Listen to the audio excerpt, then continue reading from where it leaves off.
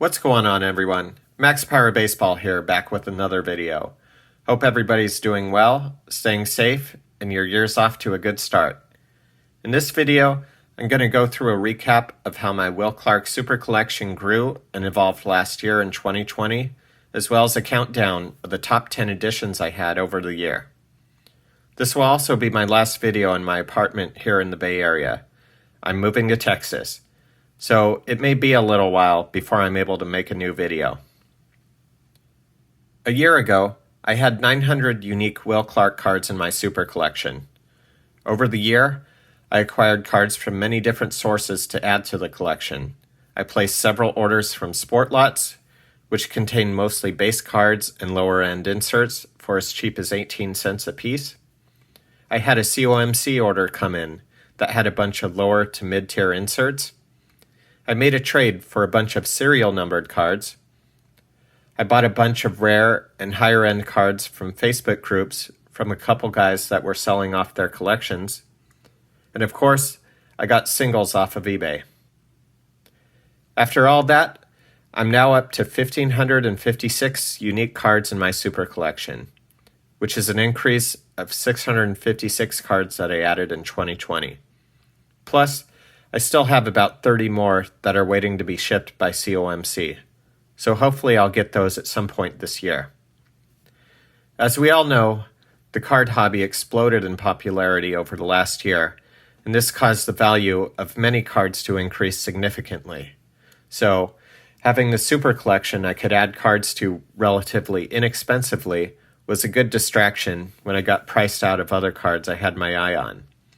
And even though Will Clark isn't in the category of the all-time greats that has seen their card values skyrocket, as a fan favorite from the junk wax steroid era of the 80s and 90s, he has seen a price increase, especially when it comes to the rarer inserts and parallels, which has surprised me by how much those sold for on the few occasions they come up for auction.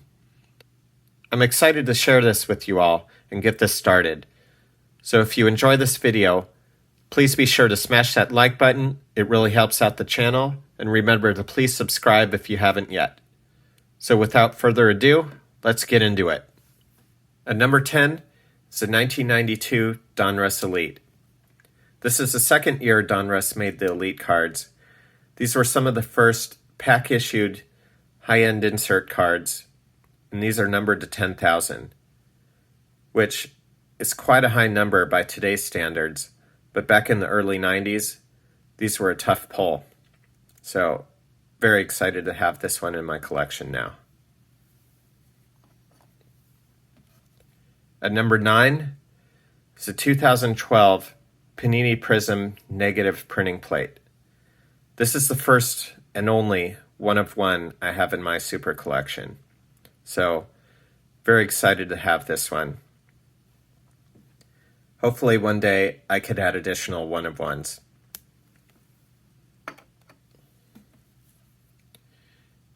At number 8, it's the 1997 Pinnacle Certified Mirror Red.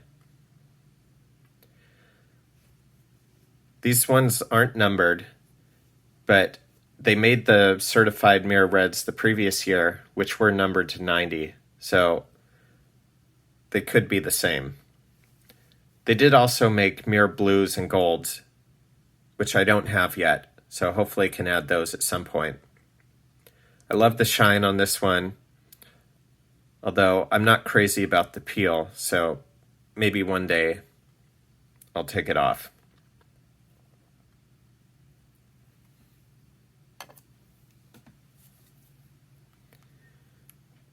At number 7 is the 2013 Panini Prism Orange die cut. I really like this card, although I'm not crazy about the unlicensed cards. You really can't tell with this one with the image they chose. You really don't miss the logos. But this one, it's got the refractor shine, it's got etching and die cut, and it's numbered out of 60. Plus the orange matches the Giants' colors. So really dig this one.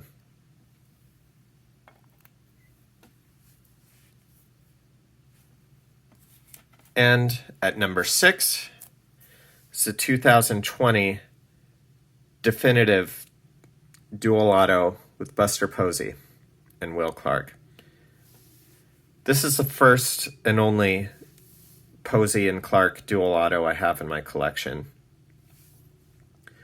Two of the best Giants in the modern era. Really excited to have this one. This one's numbered out of 25. At number 5 is the 1991 Topps Desert Shield. This one's currently stored in the vault, so I don't have it in front of me, and I'm just showing an image here. This is graded a PSA 9, which has a pop of 85. There's only 35 higher, which is pretty amazing since these cards were issued to troops in Iraq and managed to make it back at all or in that great a condition. I did choose to get this one graded because there's a lot of fakes out there, and unfortunately I just can't tell the difference between them, so I wanted to be sure that the card I was getting was legit.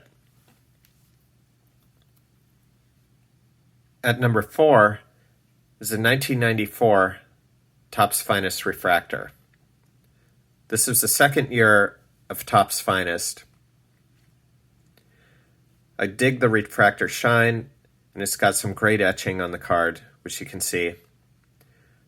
Really like the image on this one. I do still need to get the 93, but they're extremely popular with collectors and don't come up that often. Hopefully I'll be able to add that one sometime.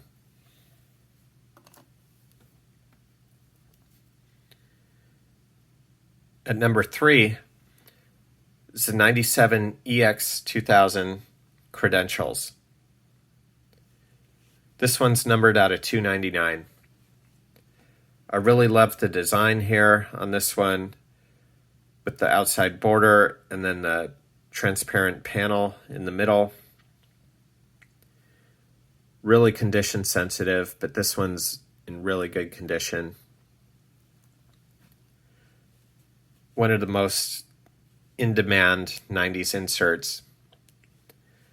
They also have an Essential Credentials, which is numbered out of 99, which I'd love to add that one at some point, but I've never even seen one come up for auction.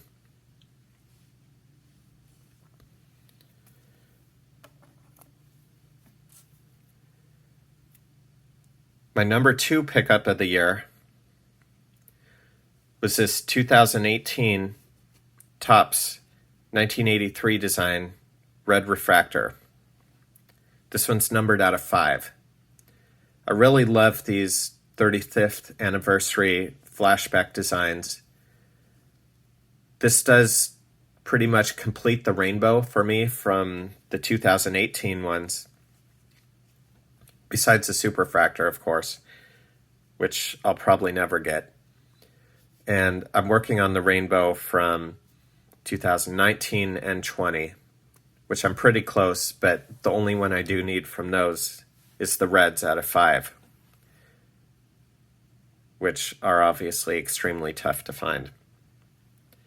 But psyched I was able to pick this one up. Actually came up off of Facebook.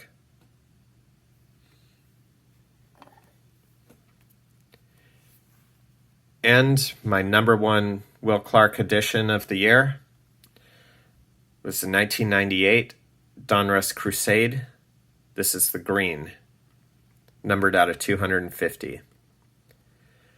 I've seen other YouTubers mention the Crusades and how great they were, so started looking around for one to add to my collection, and luckily somebody was selling off their collection and was able to land this one. So super psyched to have this one.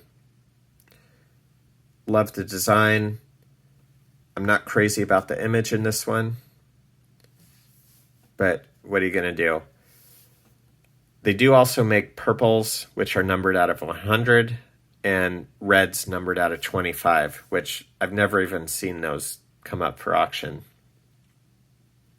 Hopefully one day I can see those and make an offer on them.